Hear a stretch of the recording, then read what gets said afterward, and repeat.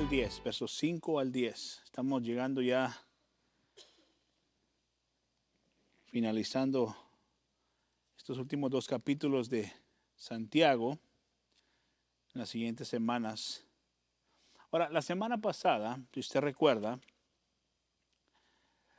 Santiago nos recuerda o se nos recordó que la vida espiritual genuina, la verdadera vida espiritual, la vida cristiana que es fiel, implica algo importante, implica separación del mundo, de las cosas del mundo. Santiago nos habló de no tener amistad con el mundo, tiene que ver con el sistema del mundo. Y que si tenemos amistad con ese sistema, somos, dice directamente, enemigos de Dios. En el versículo 2 habla acerca del horrible pecado de homicidio como resultado de una mente frustrada, una mente reprobada, dice Santiago. Y la idea aquí es que el incrédulo, el no creyente, está tan impulsado a sus malos deseos, a sus incontrolables conductas de pecado, que va a luchar hasta la muerte, hasta satisfacer esos pecados. Y eso es tristemente una gran verdad hoy en día. Al punto donde mencioné la semana pasada, donde hay cosas que la gente pelea aunque sean pecado, pelean por eso hasta el punto donde llegan a puñetazos con la gente o a hacer huelgas o a matarse hasta ese punto. Y entonces vemos este verso claramente sucediendo hoy en día en el mundo. Leemos sobre motivos equivocados, dice Santiago, o motivos egoístas, personales, que eso no puede ser de la vida cristiana, dice, donde busca su propio placer este individuo, ¿no? Y Santiago usa una palabra fuerte en el verso 4, si se recuerdan, si lo quiere ver ahí, dice adúlteros. En el verso 4:4, o almas adúlteras, dice él. Dice, ¿no saben ustedes que hay aquellos que tienen amistad con el mundo, tienen hostilidad hacia con Dios? Dice, estás siendo enemigo de Dios si estás tomando amistad en este sistema del mundo. Ahora, esto es algo que tal vez a la mayoría de las personas, tristemente, aún dentro de las iglesias, no les gusta escuchar de las Escrituras, pero es una verdad muy segura y cierta, una verdad soberana de Dios. El incrédulo, o sea, el no creyente, es enemigo de Dios, punto. Así es como lo llaman las Escrituras. El que no tiene a Cristo es un enemigo de Dios y es un amigo del mundo. Se lo muestro, Salmo 28, 8, 9 en el Antiguo Testamento dice, y esta es la enemistad que hay entre el no creyente y Dios.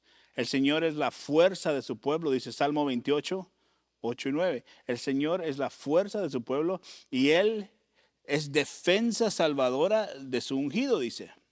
Verso 9, salva a tu pueblo y bendice tu heredad, pastoréalos y llévalos en tus brazos para siempre. Lucas 19, 27 dice, pero estos mis enemigos que no querían que reinara sobre ellos, dice. O sea, hay una decisión en el punto de que ellos no quieren a Dios. Tráiganlos acá, dice Lucas 19, 27, y mátenlos delante de mí. Este es Jesús hablando. En Lucas 19, 27. A sus enemigos. Y Santiago nos lee esto y nos resalta esta verdad. No puedes tener amistad con el mundo porque te vuelves enemigo de Dios, dice. Así que quiero que leamos entonces versos 5 al 10. Leamos versos 5 al 10. Y espero que nos dé tiempo de cubrir los 5 versículos acá. 6. Verso 5 dice, o piensan que la Escritura dice en vano, Dios celosamente anhela el Espíritu que ha hecho morar en nosotros. Dios anhela, dice, celosamente anhela el Espíritu que ha hecho morar en nosotros. Ahora, así como el mundo es un enemigo del Padre, de Dios Padre, la carne es enemiga de Dios Espíritu Santo, ¿no? La carne está en enemistad contra el Espíritu Santo. Lo pongo de esta manera para que nos ayude a entender cómo esta enemistad es así. Entre un esposo y una esposa hay celos amorosos el uno por el otro, y con mucha razón, porque el uno se pertenece al otro y son uno en el matrimonio, dice la Biblia.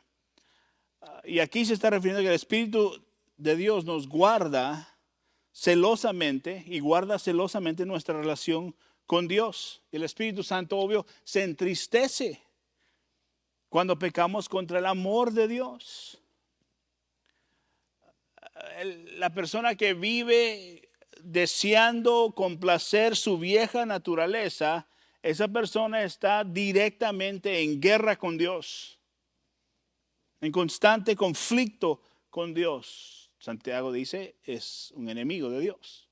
La persona que constantemente está queriendo vivir una vida tratando de complacer su vieja naturaleza. Romanos 8, 6 al 8 dice así, verso 6 en Romanos 8, porque la mente puesta en la carne dice es muerta, pero la mente puesta en el espíritu es vida y paz, totalmente lo opuesto, ¿no? Mente en la carne es muerta, mente en el espíritu es vida y paz. Ahorita hablamos de qué significa eso, cómo es eso una realidad. La mente, verso 7, puesta en la carne es enemiga de Dios porque no se sujeta a la ley de Dios. Pues ni siquiera puede hacerlo. Es una gran frase, subraye eso. Más adelante empezaremos una serie y vamos a hablar acerca de qué significa esto después, ni siquiera puede hacerlo. Verso 8, y los que están en la carne no pueden agradar a Dios. Así de simple. El permitir que la carne controle nuestra mente es perder realmente la bendición de una comunión genuina y santa con Dios. Abraham, dice la Biblia, que tenía una mente espiritual y caminó con Dios, y como caminó con Dios disfrutó de la paz y una relación con Dios, dice la Biblia. Y esto es bueno. Ahora, mire el verso 6, Santiago 4, 6. Pero Él da mayor gracia, subraya esa parte de mayor gracia. Por eso dice, Dios resiste a los soberbios, otra versión dice los orgullosos, pero da gracia a los humildes. Mire, la única esperanza que usted y yo tenemos es que por la gracia de Dios, Él nos ha salvado, amén. Y esta gracia pudo rescatarnos del amor a las cosas que antes amábamos, a las consuficiencias, ¿no? Las lujurias, el deseo natural que venía de nosotros, que iba totalmente en contra de Dios.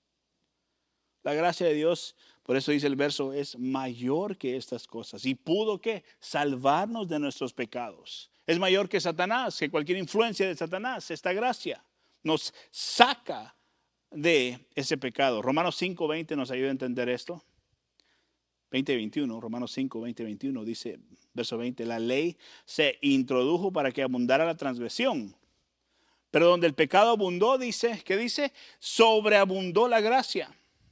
O sea, es más fuerte la gracia, hay más gracia para rescatarnos de ese pecado. Verso 21, para que así como el pecado reinó en la muerte, dice, así también la gracia reine por medio de la justicia para vida eterna mediante Jesucristo nuestro Señor. Eso es más gracia, es lo que queremos, ¿no? Más gracia. Ahí es donde vivimos nosotros como creyentes. La gracia de Dios es lo que nos sostiene, la gracia de Dios es en lo que dependemos. Ahorita vamos a hablar de la dependencia de la gracia de Dios. Dios quiere que seamos humildes. Y Satanás quiere que seamos orgullosos. O sea, dos contrastes. Dios nos manda a la humildad, Satanás nos manda al confiar en nosotros mismos, ¿no? La pregunta es esta, si eso es lo que Dios quiere, que dependamos de su gracia y de que seamos humildes en Él, ¿cómo dependemos de la gracia de Dios? ¿Cómo empezamos? ¿Qué significa depender de la gracia de Dios? Ahora, el primer punto, vamos a hacer 3 o 4 puntos. El primer punto es Nadie puede depender de la gracia de Dios si primeramente no reconoce que necesita a Dios. O sea, punto número uno es reconocer que yo necesito de Dios. Si no, no podemos empezar en ningún lugar si no reconozco que yo necesito a Dios. Porque ese es el problema del mundo, del que no cree. Es que no cree que necesita a Dios. Ese es el problema del no creyente. No consideran que hay necesidad de Dios en sus vidas. Pero para el creyente, escuche esto, para poder depender de la gracia de Dios, comenzamos ahí. Necesito de Dios todo el tiempo, todo el tiempo. Comenzando con esta verdad, Romanos 3:23, que nos dice, por cuanto todos pecaron y no alcanzan la gloria de Dios. Ese fundamento tiene que estar sellado en nuestra mente y en nuestro corazón. No llego al nivel necesario para yo poder creerme autosuficiente y no necesitar un Salvador. Es imposible. Ningún ser humano acá puede hacerlo. Nadie a través de la historia. Entonces, el fundamento es este. Necesito de Dios. Yo necesito entender que yo necesito de Dios. ¿Por qué? Porque todos pecamos y no alcanzamos la gloria de Dios. Y nuestras deficiencias van a ser resaltadas al entender esto. Y por ende nos da la necesaria, escuche esto, el necesario conocimiento para entender que necesitamos humillarnos ante un Dios todopoderoso, un Dios santo, que nosotros no somos, pero Él sí. Ahora, hay algunas cosas prácticas que podemos hacer, así que vamos a ver esto para poder depender de la gracia de Dios. Número uno, para poder depender de la gracia de Dios es esto, orar, orar. Si usted no ora, esto no va a funcionar. El que no ora no depende de Dios. El que no ora dice, no, yo puedo. Eso es lo que pasa. El que no ora dice, no, yo puedo ver cómo soluciono las cosas. Entonces no está dependiendo de la gracia de Dios. Está dependiendo en su habilidad, en lo que sabe, en lo que tiene, en sus fuerzas, etcétera, etcétera, ¿no? El que no ora no está dependiendo de Dios. Debemos orar para depender de Dios. Amén. Es necesario. Salmo 86, mira lo que dice. 6 y 7. Y ese es el salmista. Mire este tipo de oración. Entendiendo la dependencia de Dios. Escucha, oh Señor, mi oración. Salmo 86, 6 y 7. Y atiende a la voz de mis súplicas. Oiga el lenguaje que está usando eso. Súplicas. En el día de la angustia te invocaré porque tú me responderás. No solo hay un lenguaje de súplica, un corazón contrito que veremos, sino hay una afirmación de seguridad que él tiene en su Dios, que es tú me responderás. Vengo en súplica, vengo rogándote, Dios, que es la actitud correcta. Y sé que tú puedes. Sé que tú puedes. Esa actitud, esa es la actitud, ¿no? Confiamos. Te lo suplico. No demandamos. La oración que demanda el pastor o líder o que sea que le diga, declárelo, confiéselo, usted lo verá, si usted lo cree, lo suficiente. No, ahí ya nos metimos en gran problema con Dios. Porque nadie puede, escucha esto, cambiar la voluntad de Dios. Pero en súplica y ruego sí podemos venir ante Dios con un corazón humilde. Pídale todo lo que usted quiera, todas sus cargas. Por favor, hagamos esto más. Creo que la iglesia no lo hace suficiente. Orad sin cesar, dice la Biblia. Traigamos nuestras cargas y nuestras súplicas al Señor, creyendo que Él es capaz, pero sabiendo que Él es el que tiene la última palabra. Y en eso descansamos, ¿saben? Y ya, descansamos en eso.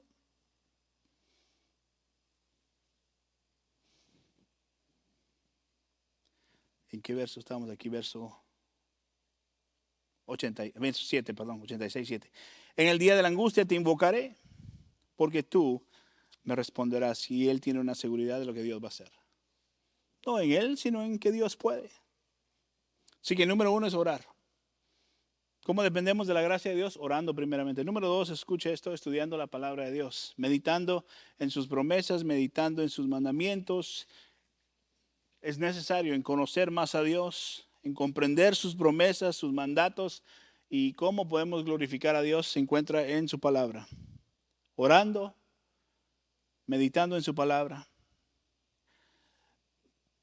De esa manera podemos entender versos como este. Mire, 2 Corintios 12:9 dice, y Él me ha dicho, te basta mi gracia, pues mi poder se perfecciona en la debilidad.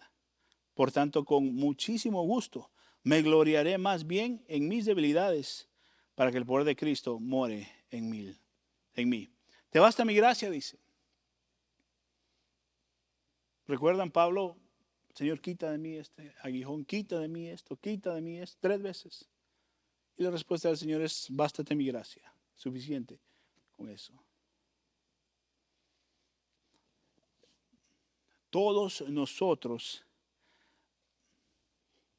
tenemos que aprender a conocer a Dios para poder confiar en Él plenamente. La razón que no confiamos en Él plenamente y donde se nos hace fácil decir, Señor, bástate tu gracia en mí, es porque no conocemos suficiente a Dios. Entre más conoce usted a Dios, entre más conozco yo a Dios, más fácil se nos es confiar en Dios, confiar y descansar en Él.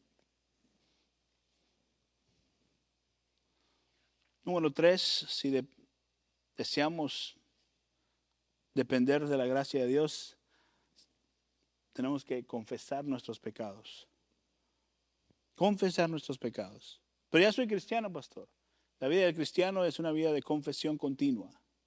La vida del cristiano es una vida de arrepentimiento continuo.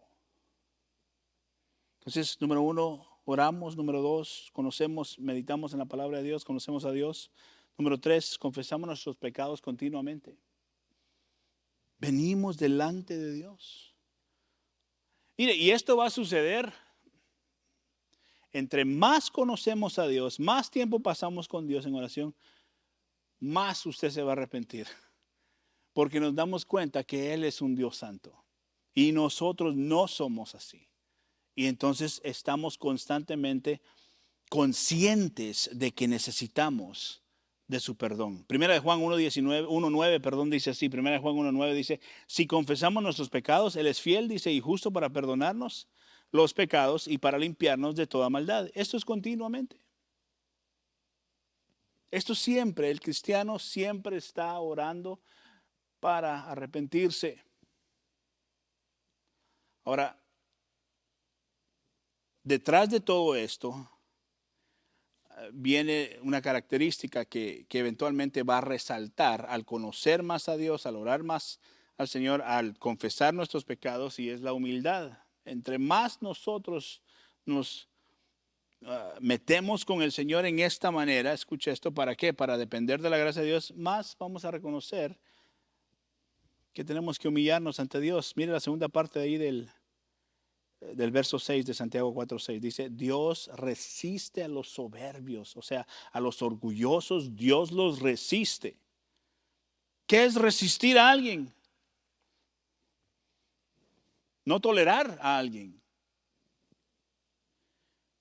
Pero da gracia a los humildes, dice. ¿Y qué es lo que estamos aprendiendo? ¿Cómo depender de su gracia? Eso es lo que necesitamos. En la humildad encontramos gracia de Dios, amén.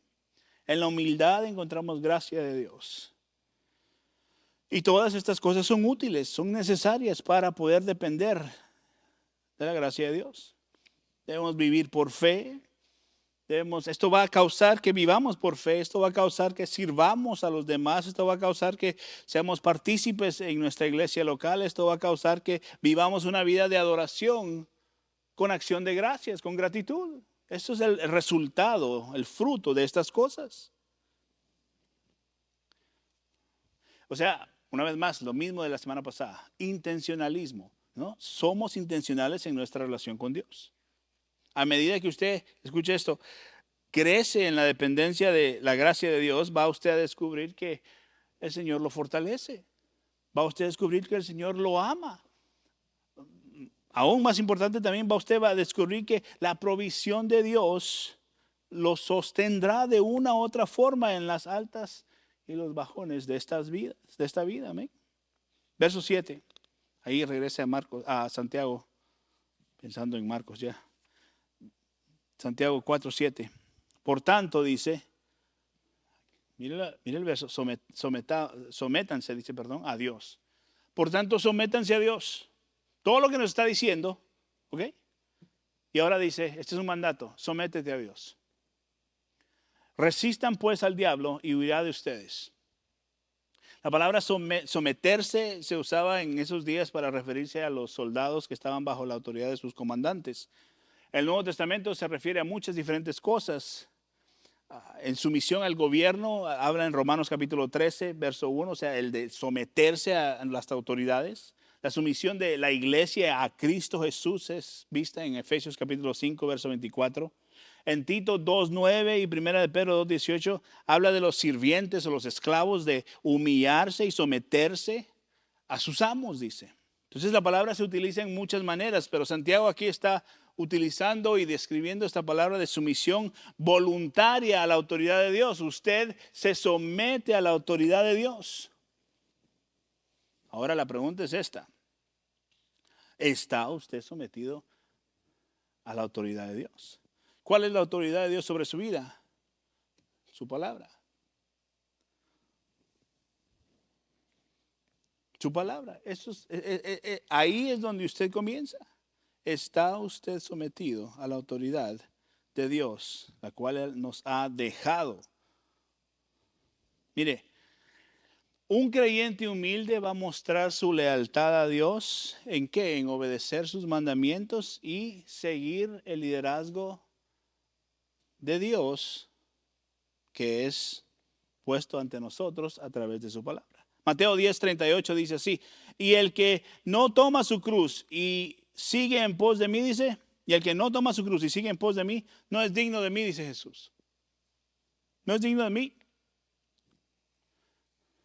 Mire, la sumisión es un acto de no mi voluntad, sino tu voluntad, Dios. Eso es someterse a Dios. Aquí está todo, aquí está lo que necesitamos, aquí está lo que estamos clamando, pero Señor, hágase tu voluntad. La segunda parte del verso 7 que dice, resistid, resistid, resistid. Y el diablo que dice, huirá de ustedes. Resistir es oponerse, ¿no?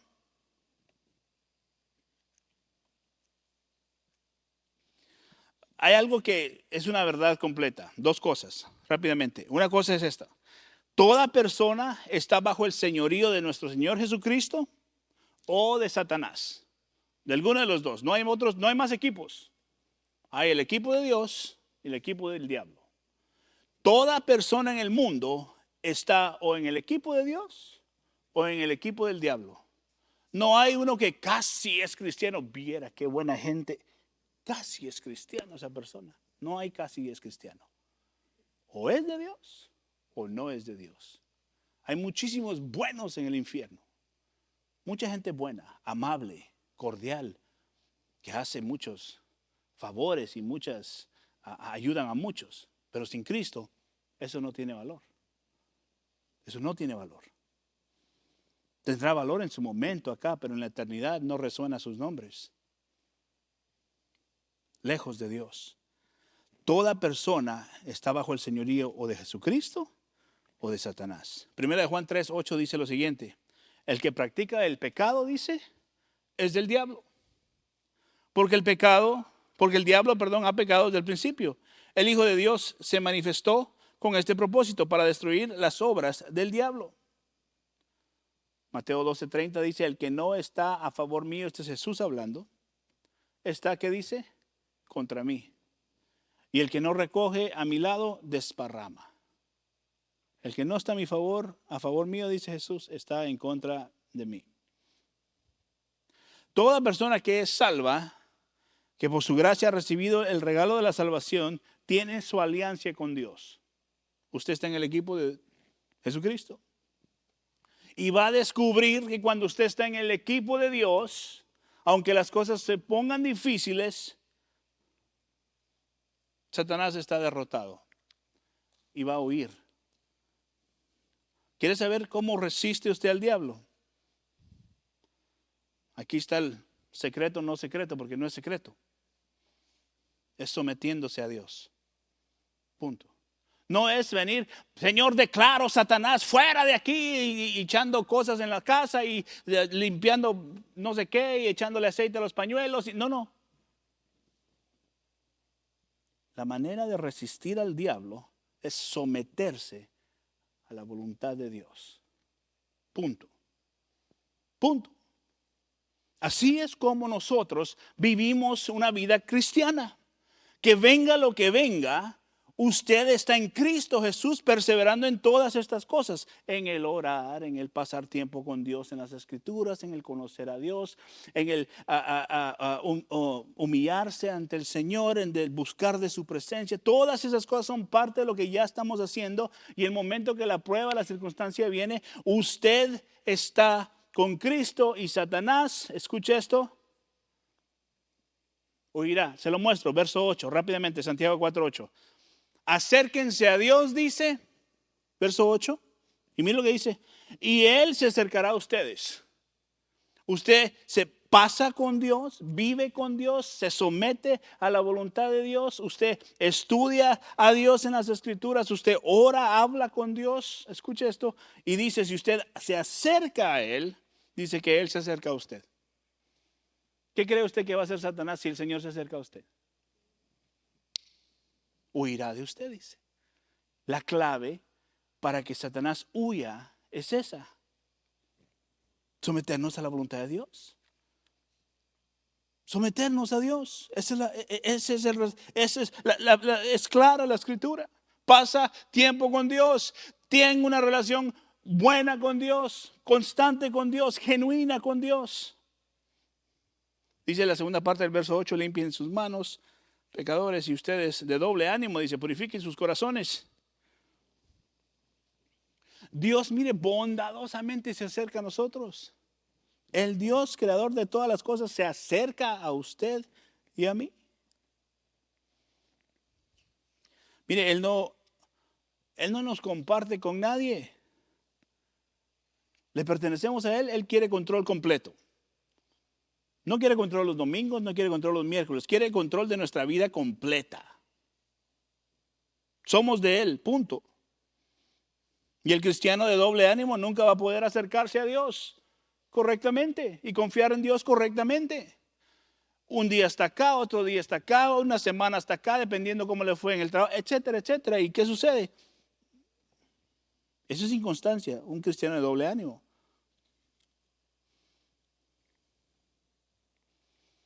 Dice, purifiquen sus corazones, dice. ¿Recuerdan a Abraham y a Lot? ¿Del Antiguo Testamento? Abraham, ¿qué hizo? Se acercó a Dios. Y Dios habla con él acerca de lo que va a suceder en Sodoma. En Génesis 18, vaya a casa, lea toda la historia si quiere. Y mientras que Lot se fue a Sodoma y perdió la bendición de Dios, él se fue a vivir ahí. Una gran diferencia, ¿no? Últimos dos versos, creo que sí tenemos tiempo. Vamos bien. Verso 9. Mire este verso. Aflíjanse, dice. Lamentense y lloren. Ese verso sí nos da ánimo, ¿no? Mire, que su risa se convierta en lamento, dice, y su gozo en tristeza. Humíllense en la presencia del Señor y Él los exaltará. ¿De qué nos está hablando aquí estos versículos? ¿Por qué nos dice aflíjense, lamentense y lloren? Mire, este es el resultado o lo que necesita hacer aquel que necesita arrepentirse. Santiago está diciéndonos acá, si tú andas en pecado, aflígete por tu pecado. Qué triste que alguien no se aflija en su pecado. Que peque y no le importe. Que peque y sea indiferente. Bueno, todos lo hacemos, todos cometemos errores, etcétera, etcétera. Que tenga esa actitud, esa persona tiene un gran problema con Dios. Y Santiago dice, pecador, aflígete, lamentate y llora por tu pecado.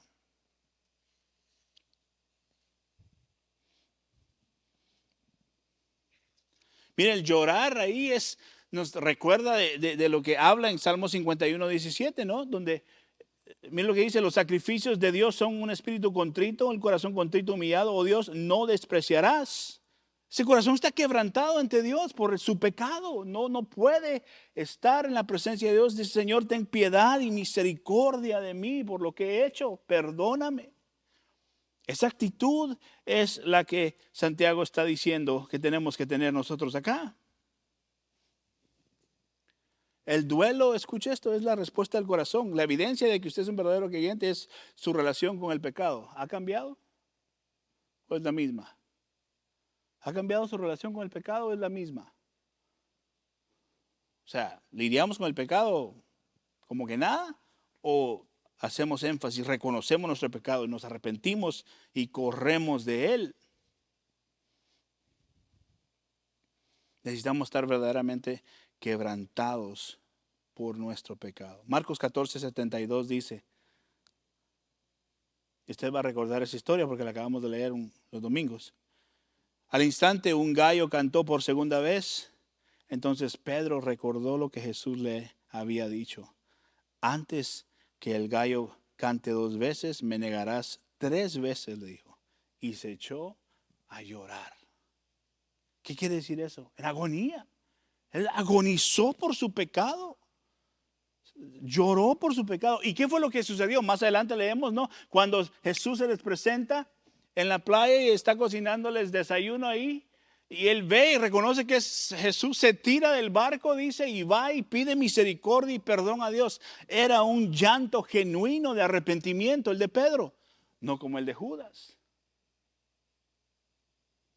Y eso es lo que Santiago está diciendo. Pecador, arrepiéntete genuinamente. ¿Cómo vas a estar alegre y con gozo en tu pecado? Está diciendo. ¿Cómo vas a andar alegre y gozoso en tu pecado?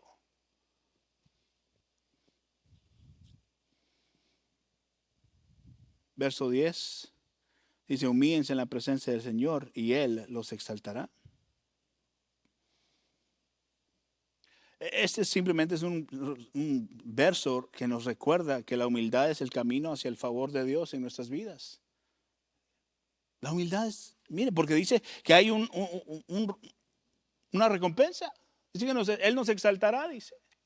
Él nos exaltará y no es la misma cosa como el mundo exalta a las personas. Al contrario, esta exaltación se alinea a la voluntad de Dios para que Él reciba la gloria. Entonces Dios es bueno y misericordioso por aquel que se arrepiente genuinamente, que se humilla ante Él, depende de su gracia y persigue el entender sus promesas, el entender sus mandamientos, el conocerlo mejor. ¿Para qué?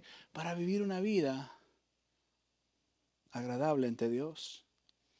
Agradable ante Dios.